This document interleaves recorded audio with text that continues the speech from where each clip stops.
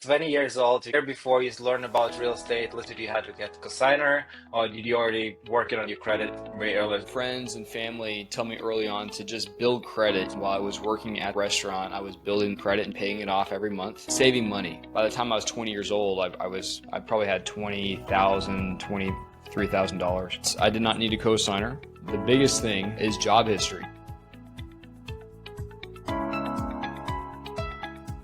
Hello everyone, and welcome back to the Path of Progress. I'm your host, Alex Kononov, and today's guest is someone who started his entrepreneurial journey at age of 18 and has already built a portfolio most people dream of. Please welcome Caleb Johnson, founder of Red Sea Capital and host of the podcast From Trial to Triumph. We'll dive into how Caleb scaled from his first investment into multifamily ownership, his work in acquisitions, capital raising, and how he combines faith, purpose, and business build meaningful relationships and long-term success. Caleb, welcome to the show. Hi, Alex. Thank you so much for having me. I'm excited to be here. It's a pleasure to have you on board, man. I'm excited for it. Let's rewind a little bit to your beginning. What is your first exposure to entrepreneurship, and how did that lead you into real estate? My first business was when I was 18, and I was in multi-level marketing. If you're familiar with Amway, that was the company that I signed up with. I did that for about a year, and I came from blue collar. None of my parents are entrepreneurs. My dad shared stories with me how he had a failed hiking business and had some trouble with the IRS, and that squashed any entrepreneurial bug that he had. Then I started learning about real estate investing through Bigger Pockets, and I'm sure we'll get deeper and deeper into my journey and how I've gotten here today, but that's how I first started, and then started investigating real estate, investing more seriously when I was 19, and acquired my first asset when I was 20. So what was your first asset look like? It was a fourplex, and I'm based out of Arizona. That's where the property was located. If you guys have heard about a house hack, if you've heard of that terminology, that's simply when typically it's a 2, 3, 4 unit. It has to be deemed residential, so less than 5 units, so 4 or less, where you live in one unit, you rent out the other units, and you can use the rents as income to qualify for that loan. So you can acquire an asset typically that has a higher dollar price. The loan program is usually FHA, so a 3.5% down payment. My first fourplex was $300,000. I needed about $12,000 to $15,000 capital to close. That was my first. I lived there for probably nine to 10 months. After that first year, when I moved out, we had about $1,200 in cash flow a month. There's so many stories we could get into that, Alex, with one of my tenants being a hoarder, another being a drug addict.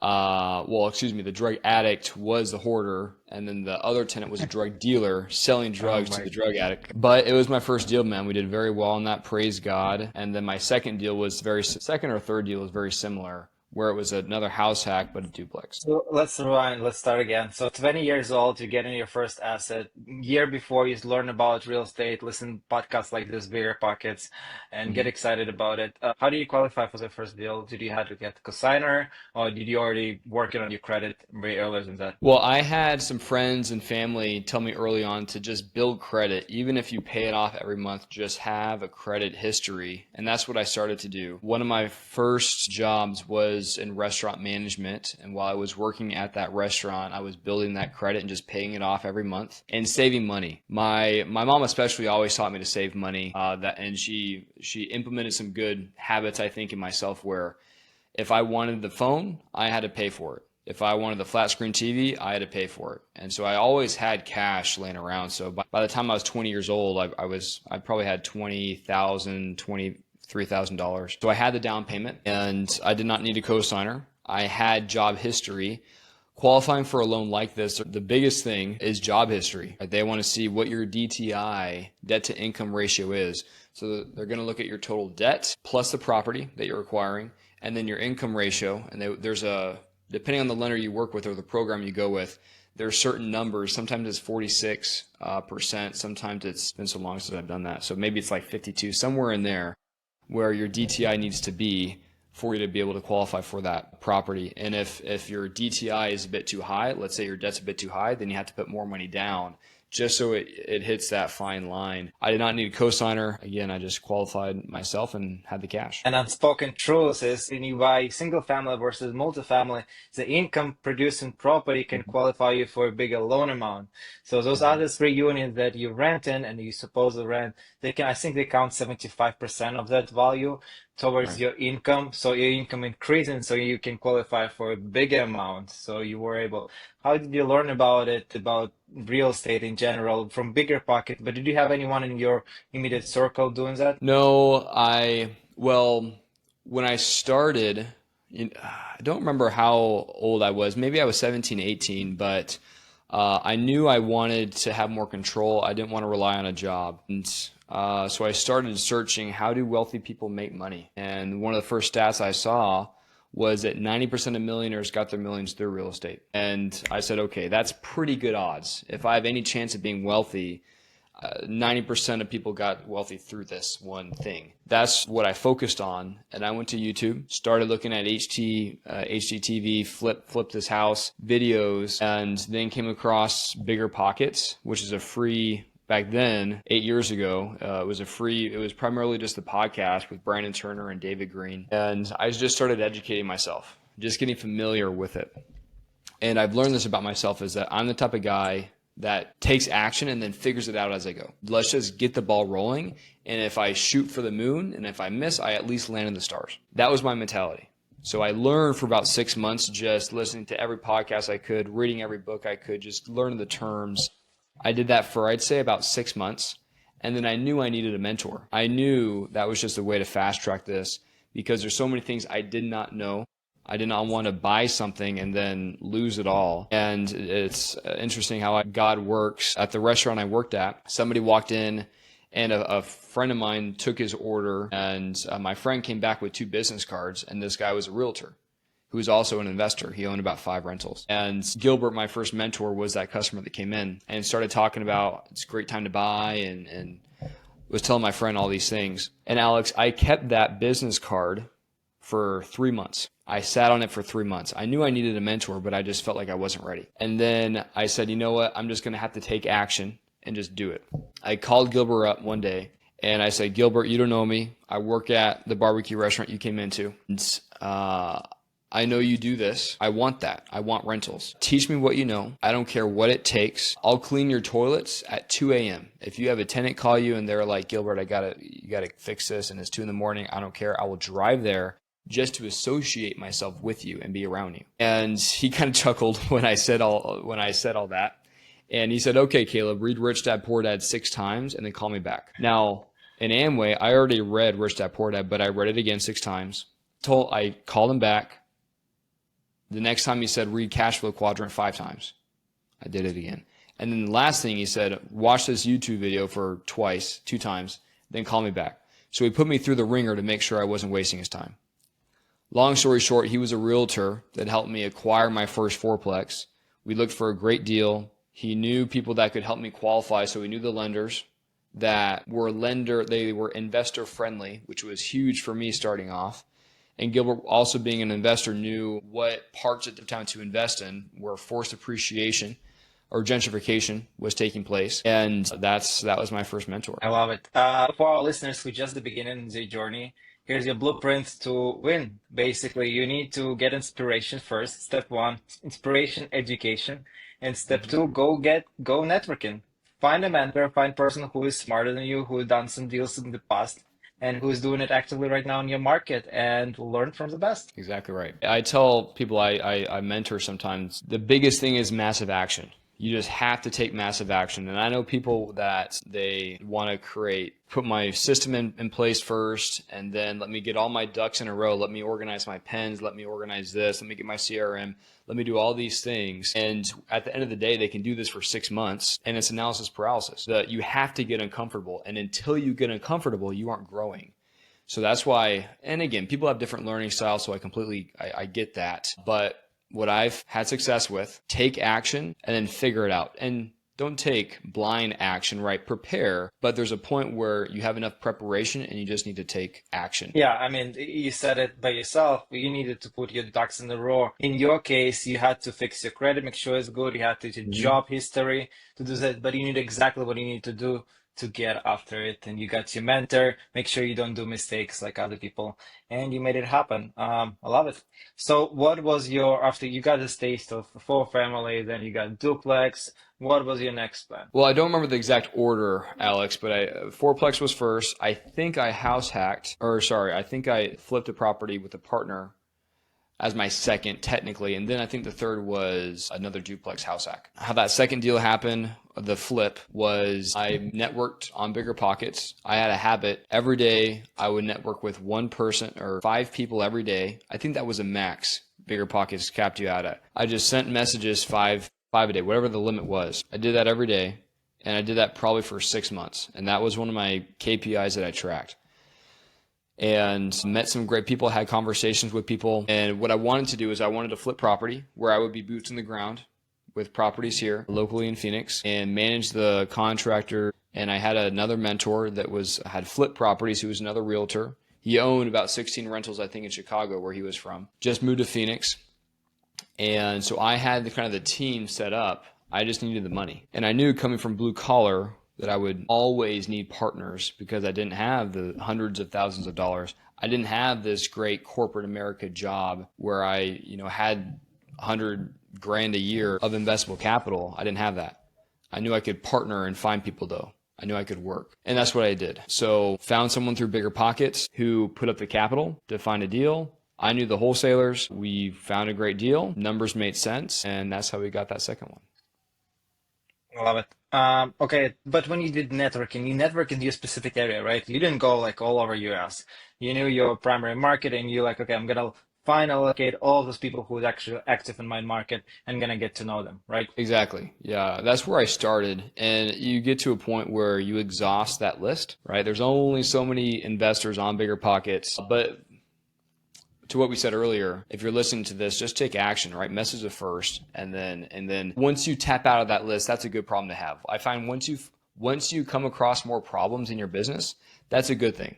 That means you're getting uncomfortable, you're taking actions. Yes, it was to start people in my general vicinity. Awesome. So you started doing some house hackings and you tried flipping, you tried to look for partners, for investors. So you built your muscle, how to capital raise, how to find deals, how to talk to brokers, how to talk to wholesalers. So you're just networking machines and trying to get all the pieces together.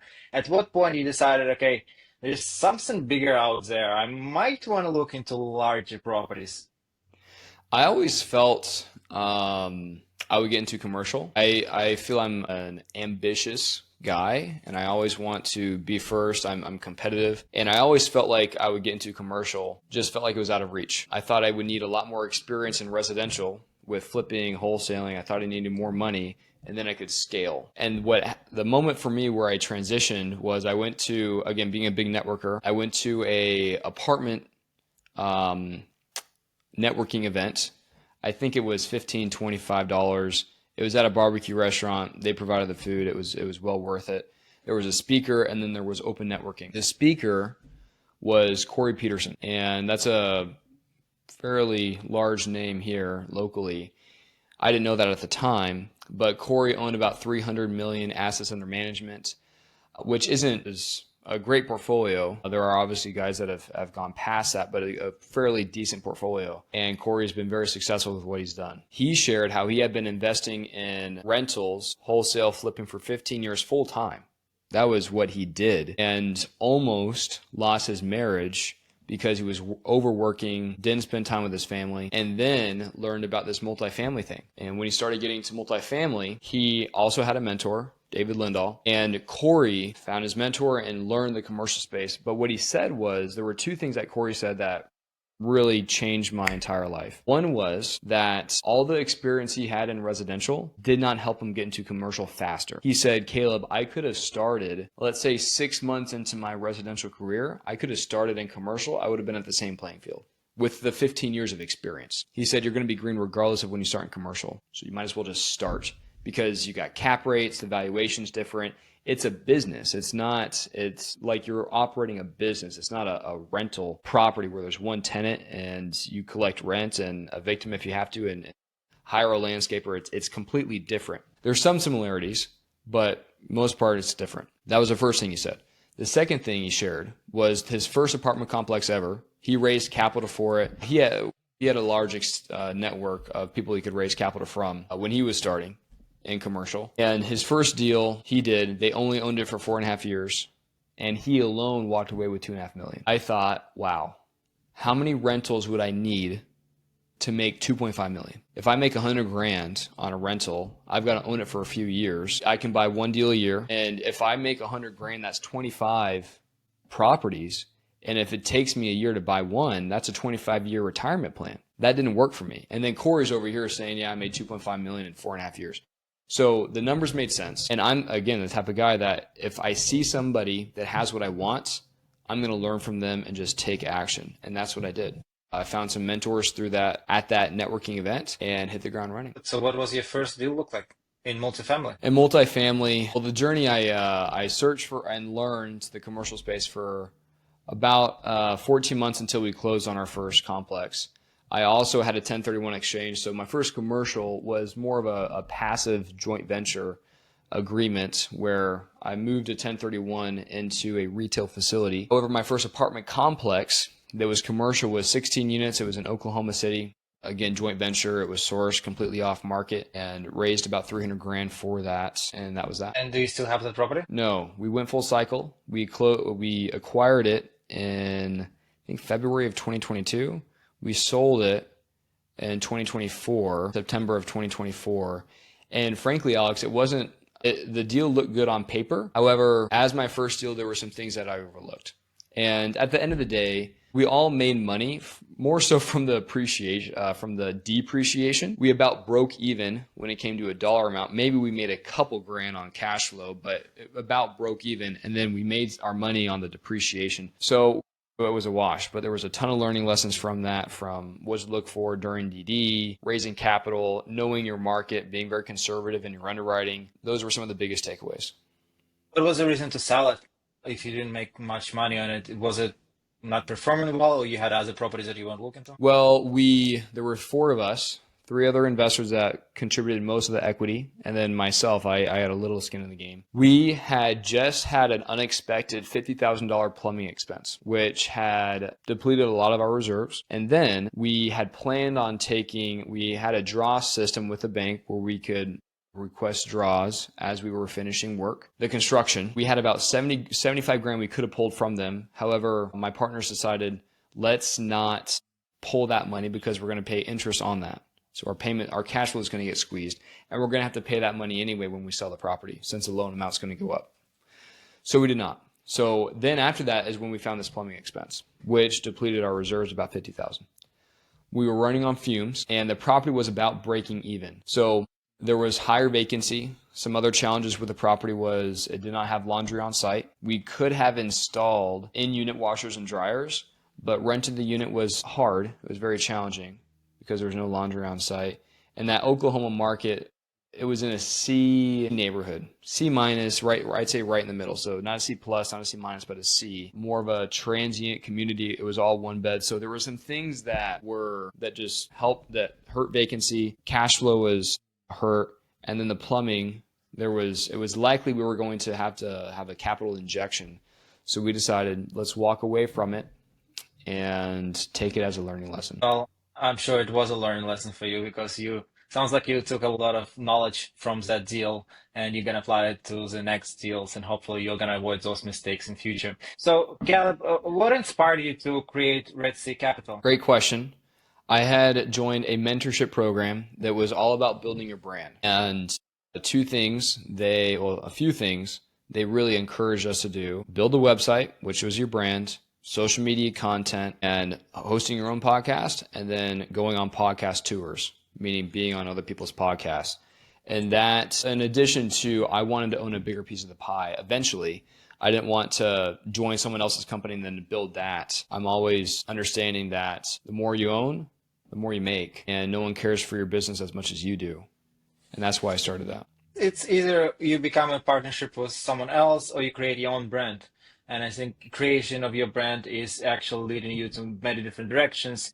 As helping source the deals, your brand is out there, brokers start recognizing you personally and your brand, Red Sea Capital, and also sourcing money funding, right? So you can find more easily investors because you have this content out there, because you're credible, you're doing deals, you live, and the people feel more comfortable to invest money in your projects. So now you can not only be the one who's sourcing the deal, but organizing the deal, but you also can find investors for your project. And you already covered a few parts of that big puzzle of syndication, right? Absolutely. Absolutely. So tell us about Red Sea Capital nowadays, what it looks like, what is the structure, and what are you guys looking for? Well, Red Sea Capital is my wife and I, and we started focusing on bigger apartment complexes, 75 plus units, and raised some capital for a few offerings. But my business plan has changed over time as I've learned and developed more. When I first started Red Sea Capital Group, it was, again, larger units, focused on raising capital. That's what I wanted. I had this underwriting experience, which is very valuable to source opportunities. That's how I gained my ownership in these other syndications. And then I wanted to switch into raising funds because I like the idea of investors coming to me and then I can simply raise a few $1,000,000 for one property and that's my ownership. And of course, legally, we can't just raise money and then move on. We have to have some type of active role. So of course, factoring that into it, that's what I wanted. But then as we have gone along, I've learned that I want, again, more ownership, bigger piece of the pie, and we actually want to have in-house property management. Another way to say that is vertical integration, where we manage the properties ourselves. We do not have third-party property management. So it all comes back, Alex, to more control. We wanted more control. That's what we're doing right now. So instead of searching for properties in New Mexico or anywhere, I've looked in the Southeast, I've looked in the Midwest, I've looked everywhere. Instead of going out of state, we really want to plant a flag in Phoenix because it's a great real estate market. Jobs are coming here. There are deals here if you can know the right connections and have the broker relationships. And that's what we're looking for right now. So 5 to 50 units. We're focused on smaller deals, again, for more control. Typically, it's more mom and pop as well, so we can find more value add opportunities. And another thing I want to leverage here, since I'm local, is building relationships with sellers directly. So we can find those pocket listings. We can develop relationships with these owners over years and find some great opportunities. Yeah, makes sense. And I want a bigger piece of a pie. It's not necessarily about the money, but like you said, it's about control. Because you don't know operators until you work with them, until you go into the deal, and you don't want to marry someone that you don't know about. So sometimes getting maybe a little slow, but more cautiously about your steps and have more control of the steps and building a team around it makes more sense. And I like your approach, going a little smaller, but actually gaining more control of situation and operations. So I know you got assets under management across New Mexico, Oklahoma, Arizona, Nevada. Do you do management for all of them, or just only for the new properties that you're going to acquire in Phoenix, Arizona? Only for the new properties. We've leveraged third-party property managers in all of our states that we currently own or have owned assets in, and we've had great property managers. Again, I found that the accountability is different when it's on your own shoulders, and when you can control it, then that's on you. Now, again, when it comes to scalability, it's very hard. If you're trying to wear every hat, if you're trying to swing the hammer, if you're trying to do the lending, if you're trying to find the partners and find the deals, it's a lot. I do this full time. I couldn't imagine doing everything I do now if I have a W-2.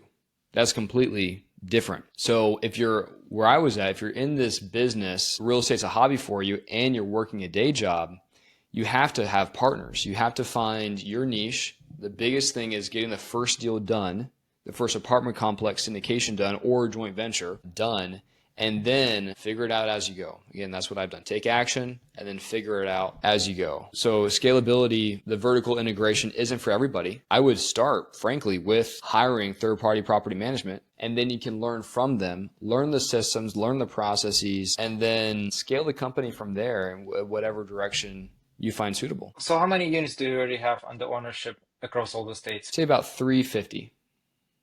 350 units, and it's different size. It's not only just large property, you have a smaller properties as well, right? Yes, our smallest has been 16 units. Our largest has been 233. We own some retail as well, so the 350 plus about 19,000 square feet in retail. Wow. Okay, that's very diversified company. You not only focus on multifamily, like you're looking for retail. Why retail though? Usually people like to stick in one lane, but you're not this type. So can you share the bin? Yeah, I'm opportunistic. I think Sam Zell, I think is his name. He wrote "Am I Being Too Subtle?" I love that book. He's since passed on, but fantastic book. If you just want to hear a good story of a real estate investor, and he talked about how he is just opportunistic, and I find myself to be in that boat as well. However, you can chase multiple rabbits and not catch either of them. I would suggest stick with one and then go from there. This retail project that we own was a one-off. It was my first commercial asset. And how that came to be was I had a 1031 exchange. So I had capital I needed to deploy somewhere. And the timing worked out to where my mentor just acquired this retail facility and it was in a gentrifying area. We were the first ones there, which I've now learned that I don't want to be the first to the party. It takes a lot longer than you expect. But everything worked out. So the gentrification, seller financing, how we found the opportunity off market, and just the cash flow opportunity. So I'm not boots on the ground. So I'm not in the asset management role with that property. It was more of a passive investment that has now turned into a semi-passive investment. Yeah, no, it makes sense. Listen, we all have to stay opportunistic, and especially if it's coming from your mentor as a knowledge base. I feel like it's already mitigating some of the risks that could have been, and now it's making easier decisions. Okay, so I have one major question here. You're fairly young age. How old are you, Caleb? I'm 27. 27. So, was it a problem for you to talk to the brokers, to investment institutions, to investors, trying to prove on, hey, invest in my deal. This is what I'm doing. I'm trying to buy this property. Tell us about your hurdles and how do you overcome those? I love that question. And if I had a dime for every time someone asked me how old I was, man, I got a beard, Alex. So imagine if I have a baby face, if I don't have the beard, I look like I'm 15. So Yeah, the same. that's why I have the beard. So for me, having mentors has been key because I can leverage their experience. But how I answer that question would be, what's your why? Because if you have a why that's bigger than you, then it doesn't matter. We all have hurdles that we overcome. For me, you could see my age being a hurdle. I see it as an advantage. But for me, my why, even starting investing when I was 18, was because of my mom. And long story short, when I was 18, and first of all, my mom grew up with the mentality of go to work, get a safe job, work until you're 65, retire, live happily ever after, which doesn't really work these days. For some people it does, but for my mom that worked in the school system, that was a single parent, it did not work. And when I was 18, she had a surgery done. She had no support, no investments. However, she saved money, so she had some savings. However, it took about 3 months until she was out of money, and she had to go back to work just to keep the lights on. For that first week, Alex, every day she came home from work with tears in her eyes from the pain. And when I was 18, I didn't do college. I didn't like school. I realized if I don't do something different, that is going to be me. That's why I started all this. And there's a very significant moment when I was 20, I bought my first fourplex. I closed on it. I think it was September 26th. And October 31st is when this tenant's lease was up. I knew I had to give them at least a 30-day notice of non-renewal to move. I remember I was collecting rent. I was walking around the property, and it was the first of the month, and I had a non-renewal letter in my hand. Now, the unit was the Hoarder unit. So it was trash. It was terrible. It was a 2-bed, 1-bath unit, 7 people living there. And you had 6-year-old kids. It was cockroach infested, mice infested. It was terrible. It was horrible. And it was really bad. And the tenant was a 70-year-old man that was on, I think it was disability, something like that. So it was a bad situation. And I was walking to his front door and I thought, am I really going to do this? I'm 20 years old. Who am I? I'm going to have a conversation with this guy. And I thought, it's going to be him or my mom. Who's it going to be? Am I going to pick him? Am I going to steer away from this tough conversation? Or am I going to retire my mom? And I chose my mom. So to answer your question, right, how do you overcome brokers and conversations and investors and how do you do that? If your why is big enough, it doesn't matter. Doesn't matter at all. If you have a why that pushes you, then you can do whatever you want. And when you're in those dark days, when you're in those days where you are tired, you went to bed at 2 in the morning painting my unit at 2 in the morning, I got to wake up at 6 to go to work.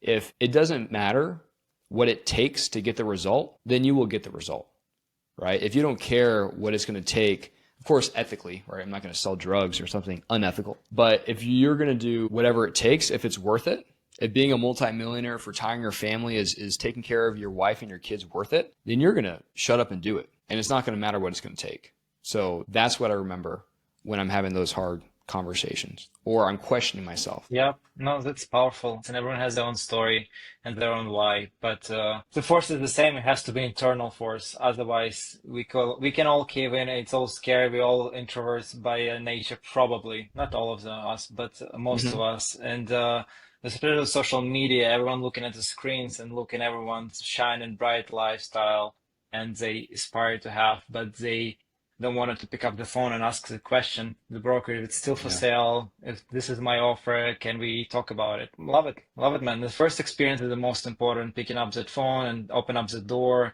giving that notice. That's what made you who you are today. And I think it's very powerful, very powerful. So tell us more about your pivotal decisions in your journey.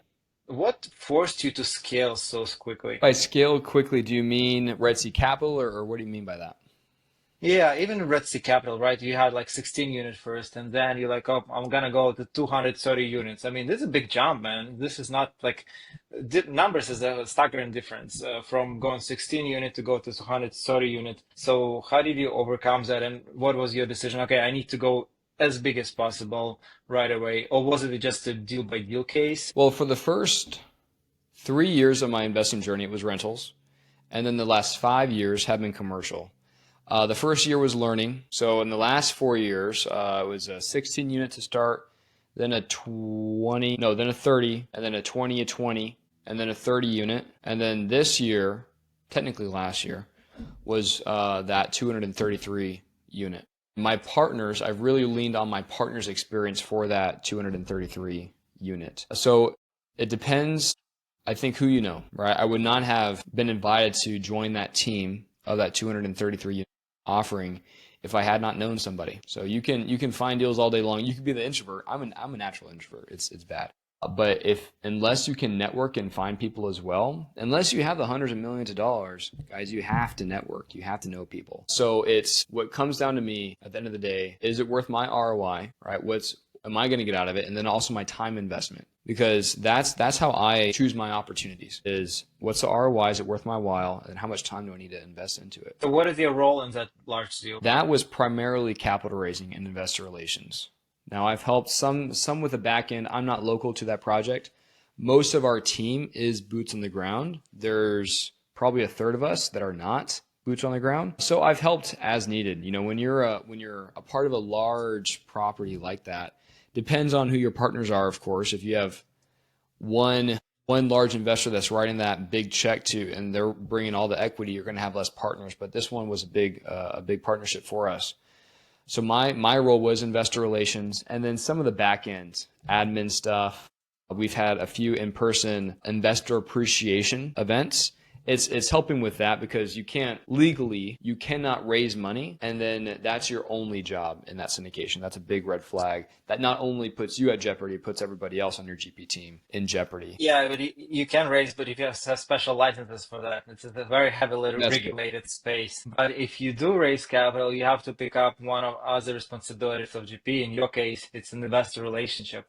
So you're talking to investors, you're updating them, and you make sure property is run as it should be, and you're talking to GPs. This is one of the major roles there, because investors, while there's repositioning of the asset, I don't know the story of it, and I want to ask you about it, but there's always something to update on. There's something going on, especially on large property like this. Is it a value add property, or is it more like straightforward cash flow deal? This was a value add play. We're essentially taking it from one asset class to another. What I mean by that is it's in Naked City in Las Vegas. Now it's called Naked City. It's a rough part of town, probably C- neighborhood. And the property was in distress. It's scattered portfolio. It's 12 properties. And the seller was a tired landlord. What our business plan is transition it from market rate apartments into low income housing and not Section 8. Have been a few programs put in place through the city of Las Vegas because they have a large homeless problem. Right now, at any given point, they have about 3,000 to 4,000 people on a waiting list, and these people are in corrections. Most of them have been approved for parole, and they cannot be released until they have housing lined up because the county doesn't want all these people to be on the streets. They're just going to fall right back in the bad habits. So they stay in prison until they find some type of housing solution. That's why these programs have been developed. Now, these programs are very. What Yeah, go was ahead. that? I think it calls halfway housing, right? That they transitory from the jail going back into environment, but when they still kind of overlooked and helped to transition to the real world, and then you go back. Go ahead. So yeah, right. It's a transitional living facility, a TLF. And again, that's not Section 8, which is more of a long-term program. People can be in that for 30 years and never get out.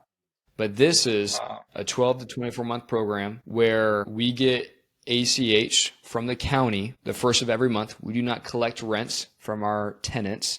The county does all that. The county meets with these residents once a week to work with them and see how their progress has been going. How are they finding jobs? And we as a landlord are incentivized. There are many, many ways, but a few of the biggest ones is that they are doubling our security deposits. They are giving us fair market rents. Every 12-month lease we sign, we receive a $500 sign-on bonus. Just a $500 check for signing that lease. And when a tenant moves out, if the make ready is not covered by the security deposits on file, the county is providing an additional $3,000 per unit to get that unit rent ready. So that's how we're incentivized, but it's a very lucrative opportunity. However, it's also helping the community, and that's one reason that we love it. It does help a community. I just want to say about it. People need a second chance, and it's tough to transition from that time to go live to live in the normal life.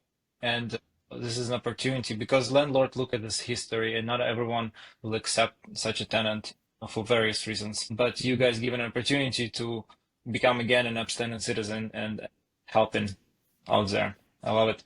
So, how did you learn about that program? Was it already in place and you just expanded it, or did you guys just come up with it? My job was, again, investor relations, and I came late to the party. So I don't remember the exact year, Alex. I think it was 2023 is when the property was under contract. They went through their due diligence phase. The original GP team, 4 or 5 individuals. And since it's scattered, this was a pretty unique scenario where we were able to portion off the first. We have 3 loans on the property. So the first 2 loans we closed on December of 2023. That was the first chunk of the portfolio. Then the second chunk of the portfolio was closed in May of 2024. So I came late to the party. So the programs, one of our partners, Nicole, she works with these programs. That's her job. She has been in the nonprofit industry for the last 10 to 15 years. And that's how she knew these programs. And our lead sponsor is local boots on the ground. He has a very touching background just where he was homeless and a drug addict, and now he's been very successful in multifamily. And the team came together, but it was Nicole that knew about these programs. Wow. So we have one of the GP who knew about the program and was able to bring it to the team, and then you crunch the numbers, it makes sense. Usually if you can get, it's like guaranteed rent because it's from the government, from the county, and they pay a fair market rent, which is really good for rental communities of C-class neighborhoods. Okay, let's go back to your Red Sea Capital and acquisition plan in Phoenix, Arizona. So tell us more about your current strategy. You said that you're going to focus 5 to 50 doors and you're going to scale on a side your property management and vertically integrate with Red Sea Capital place. Tell us more about it. Well, you've hit it on the head, Alex. That is exactly our business plan. We want to work with a select few investors. We can bring our own equity, but as well, we want to partner with others, share in the proceeds. Another part of our strategy, which is a bit unique, is that we're leveraging something called co-living or pad split. Pad split's a third company, but co-living is where pad split leverages co-living. Co-living is where, let's say we buy a 2-bed, 1-bath house, and we can turn that into a 5-bed, 2-bath. And now they're all sharing, 5 residents are sharing a kitchenette. We furnish the property and they share bathrooms and things like that, but they pay on a weekly basis. There's no security deposit required. There's a vetting process, but this is for people that cannot afford the high expense of renting a unit, like security deposits, furnishing a unit. It's more for people in this transitional stage of life. And right now in Phoenix, there's a huge demand for affordable housing. And depends on what city you're working with, but at least Phoenix is very business oriented and they are very supportive of investors leveraging this co-living model with permits and the like. So that's something different. You need to be specific on where we acquire these assets. For example, you don't want to acquire a house and turn it into it's almost like a group home is not the right term, but you don't want this property to be in an HOA community in a luxury part of town and then it being very transitory. So it needs to be in the right community, typically low income housing, C- neighborhood, and that's something that's unique. But we're not only doing it with single family homes, but also apartment complexes, typically smaller, so 5 to 20 units. I think it's important to understand what is your audience, who you catering to. You have your own focus on specific, you made a research, there is a need for this particular product, and you're focusing on that and then do like it. But pet split is not only for people who can afford, there is transitory jobs, right? People who come like traveling nurses. And if you're next to the hospital, there's traveling nurses. Next to university, there's also traveling, professors or whatever it is. Blue-collar workers that traveling for their work and they need to stay somewhere temporarily, and there is 6 months to 8 months. And interesting about pad split for our listeners, you can go there and you can check your area, and it will usually tell you the approximate occupancy rate and how much is the average stay in this property. But you also mentioned something about different concept. It's a twist of a pad split, but a co-living. Co-living is a whole different environment where you create this environment of people living together. And it's not only for people who can afford, but young professionals that they can afford maybe their own apartment, but they need this environment, they need this group of people to talk to, and they create their own environment in those houses and those apartments and complexes. I know the group who is doing this in commercial assets. They own a co-living outpost. I'll send you more information about them and what they do. They help managing those large assets like 100 units, 200 beds, 300 beds apartment complexes, and they make it specifically for co-living. And they have their own vetting systems, their own vetting places, and it's very interesting. It's more like psychology, is creating an environment, but those are mostly on Class A neighborhoods. This is like next to the happening place, next to the bars, next to the walk-in bars, but it's a little different concept of what we're talking here. So whatever you prefer, whatever you feel like niche is important for you and for your investors, it's good to focus on that. And I really like what you're saying. So let's talk about vivid vision for your company. I don't know if you read that book. I always refer to it.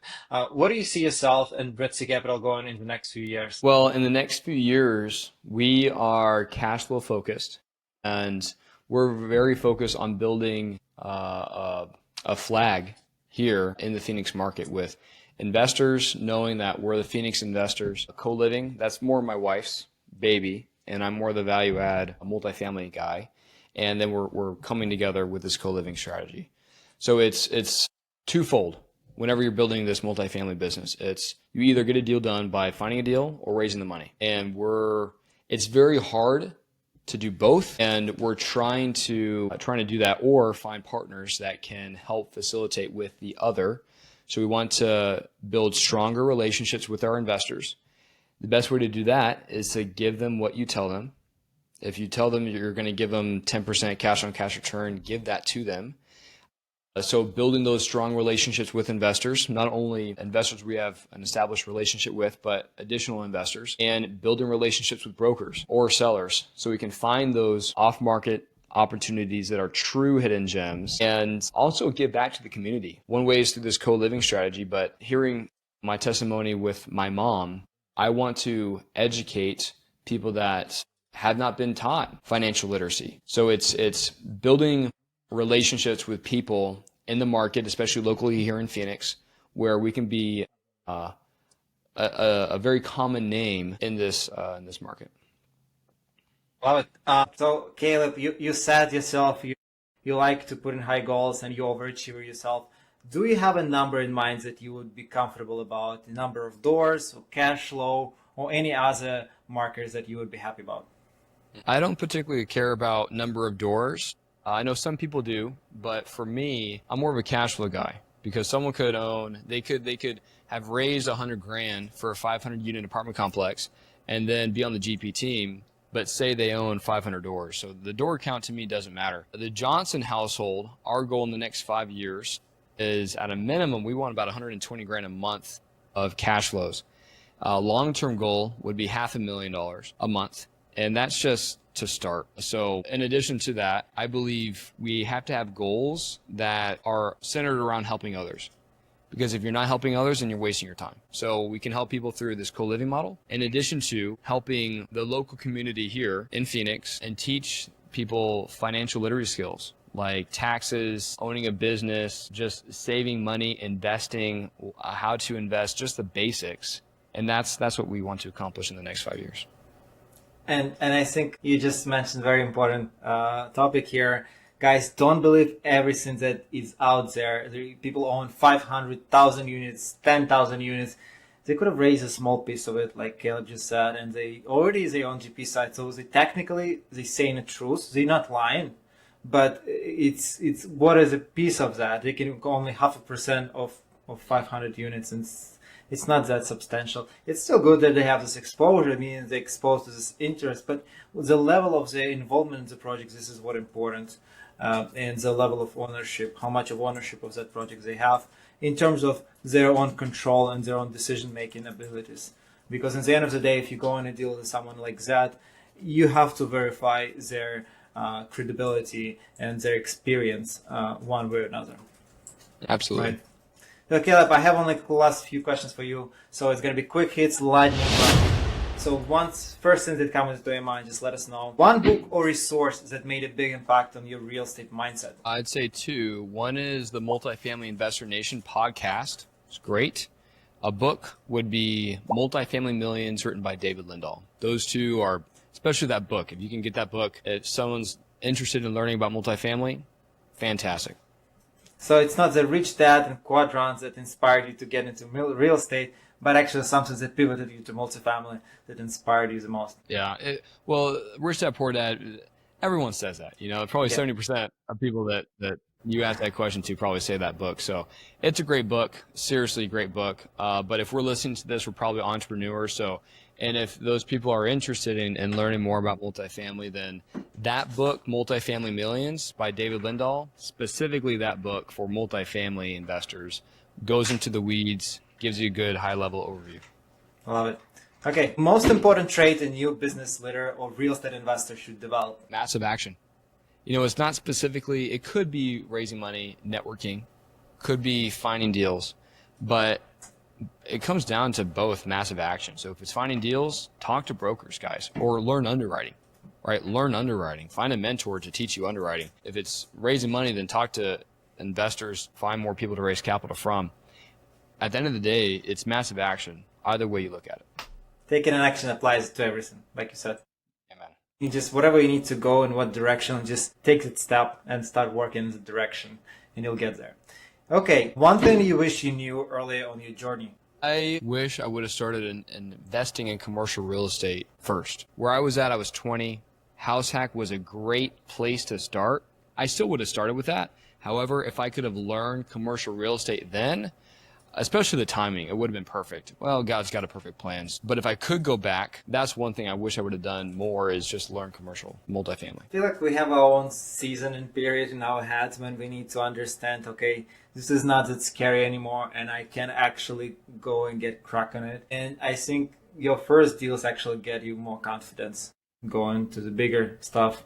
And I feel like we can't erase and change our journey. This made who we are today, and this is important. Okay, Absolutely. Caleb, I have one last question for you. If someone wanted to reach out to you, learn about your program, you know you have educational stuff going on, how can people reach you? We have a ton of free content. So if you find me on LinkedIn, you can also find us at redseacapitalgroup.com. But LinkedIn is where I'm most active.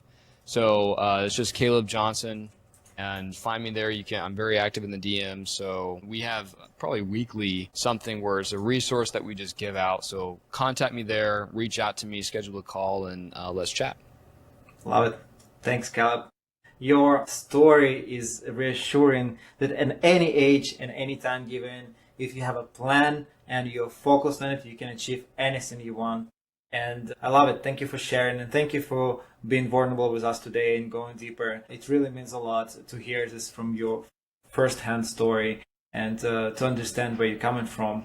And listen, I'm excited. I feel like next time we should talk when you hit that first milestone, 120,000 monthly cash flow, and I want to hear about your impact that you're doing in your neighborhood, in your local community. Well, praise God, and thank you so much for the opportunity, Alex, and thank you everyone listening to this. It was I feel honored that you took a few moments out of your day to listen to this, and Alex, again, thank you so much for the opportunity. I love these type of conversations, and you're a solid guy, right? Really focusing on building your foundation in your real estate business with the success you've already been very successful with, so really appreciate the opportunity. Absolutely. Thanks again for joining. And for everyone listening, don't forget to like and subscribe and comment, and keep moving forward to the next time.